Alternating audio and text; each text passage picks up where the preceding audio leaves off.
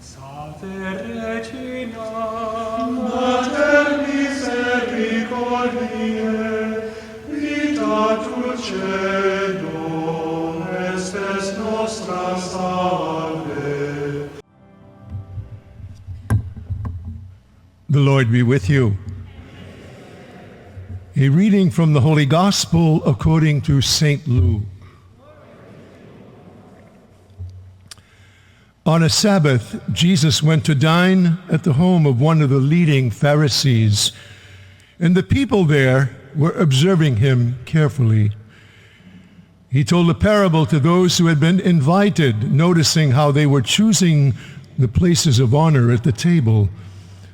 When you are invited by someone to a wedding banquet, do not recline at table in the place of honor. A more distinguished guest than you may have been invited by him. And the host who invited both of you may approach you and say, "Give your place to this man." And then you would proceed with embarrassment to take the lowest place. Rather, when you are invited, go and take the lowest place, so that when the host comes to you and he may say, "My friend, move up to a higher position," then you will enjoy the esteem of your companions at the table. For everyone who exalts himself will be humbled, but the one who humbles himself will be exalted. Then he said to the host who invited him, "When you hold a lunch or a dinner, do not invite your friends or your brothers or your relatives or your wealthy neighbors, in case they may invite you back and you have repayment. Rather, when you hold a banquet, invite the poor, the crippled, the lame, the blind. Blessed indeed will you be because of their inability to repay you, for you will be repaid at the resurrection of the righteous." The Gospel of the Lord. I was mindful as I was praying with the scriptures this past week of this gospel and how it begins, that we are told that as Jesus was invited to this dinner, it says that the people were observing him very carefully. But the truth of the matter is, he was observing them very carefully.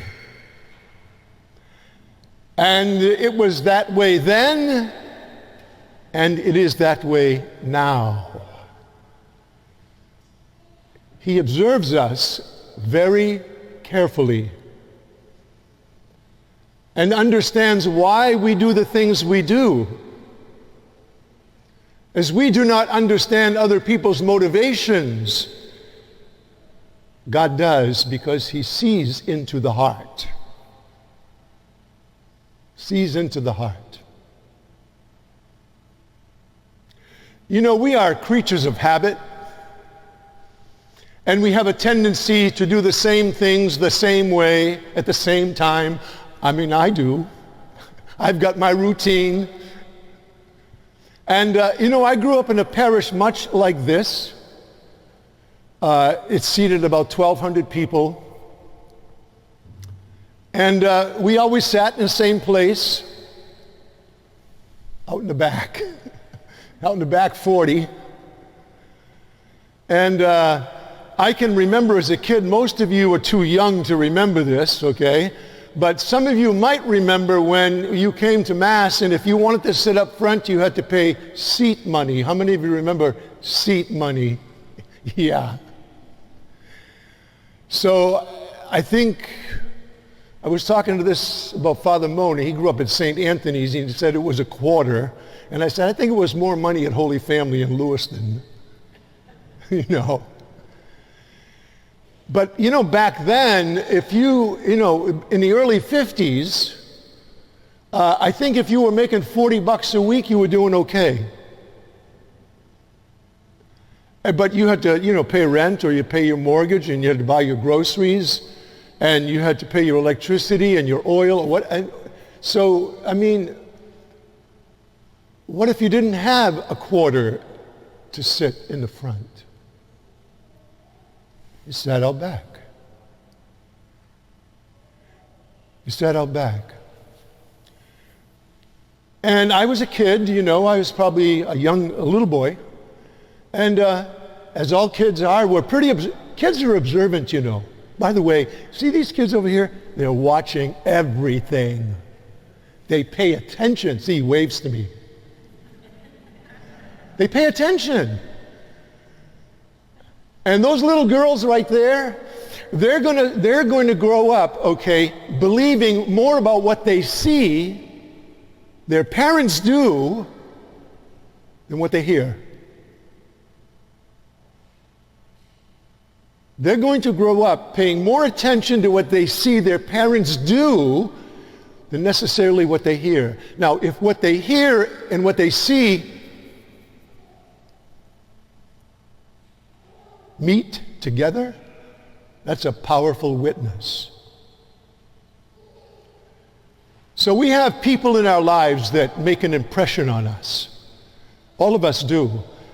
I can remember, when the Reader's Digest used to have a section in it called My Most Unforgettable Character. So I was a kid and we sat in the same place, and my sister and I fought because I wanted to sit on the outside of the pew and she wanted to, and so my father had to separate us. I was a handful, I admit it. And every Sunday, we went to the early Mass. Every Sunday, this man would come into the church. And he was poor. And I knew he was poor because he had patches on his coat. And it appeared to me that he hadn't purchased a pair of pants in a long time because the cuffs of his pants were frayed, but one leg of the pants was shorter than the others. And he had holes in his shoes, in the bottom of his shoes. And every Sunday when he came in, he sat in the same place. I would observe, because I was observing, I was watching. He would come into the church and he would be in the middle of the aisle and he wouldn't genuflect. He would get on both knees, and he would bow his head to the floor to touch his forehead to the floor.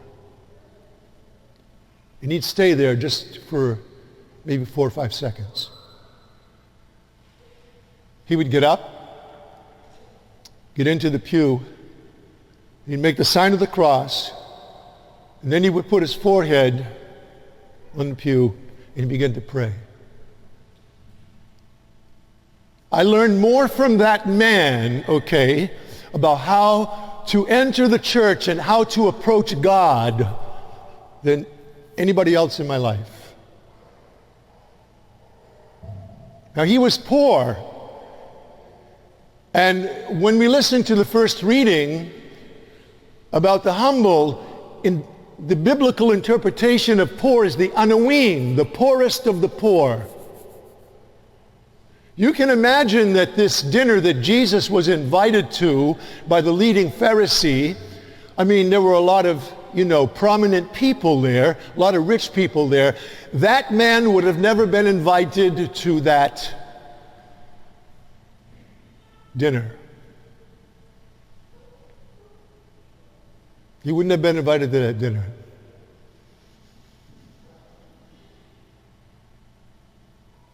And so while he was poor on the outside, he was very rich in his heart. He was very rich in his heart. You see, to be humble means to make yourself little, to lower yourself. To lower yourself. It's hard to do. It's hard to do because there are so many people who want to do it for you. Who want to do it for you.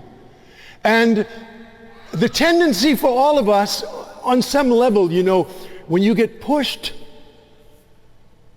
you want to push back. You want to push back.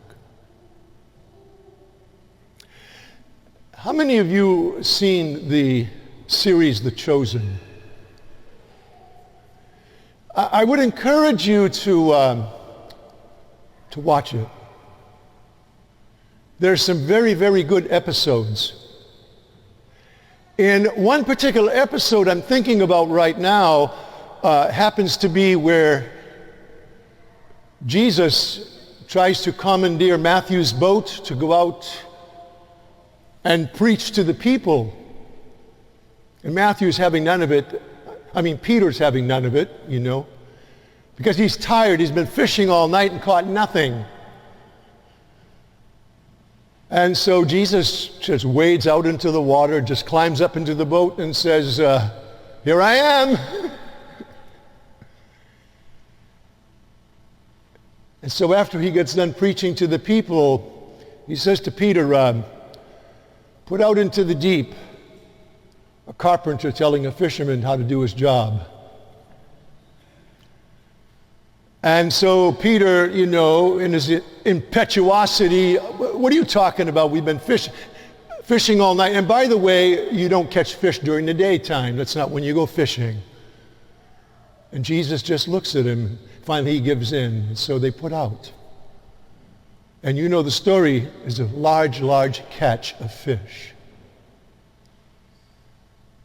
And Peter is incredulous as to what has just happened, and he falls down to the ground, and he says to Jesus, get away from me, I'm not worthy to be in your presence. And Jesus does something that really, for me, told me a lot about what God did for you and I. Jesus lowers himself to Peter's level. It's very incarnate. God lowered himself to our level. Jesus lowers himself to Peter's level and he says, fishermen, get up. And he raises him up. Isn't that what God does with us? When we are willing to make ourselves little, when we are willing to lower ourselves, God raises us up.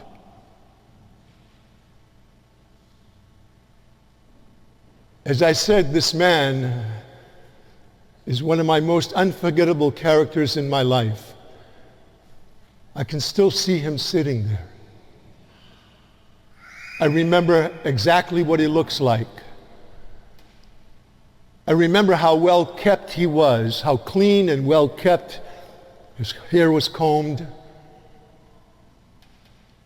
And I remember because I was observing him very carefully. And now I'm very mindful how carefully God is observing me. Regina Celi, letare, alleluia, qui aquam meruisti portare, alleluia, resurrexit sicut dixit, alleluia, ora pro nobis Deum, alleluia.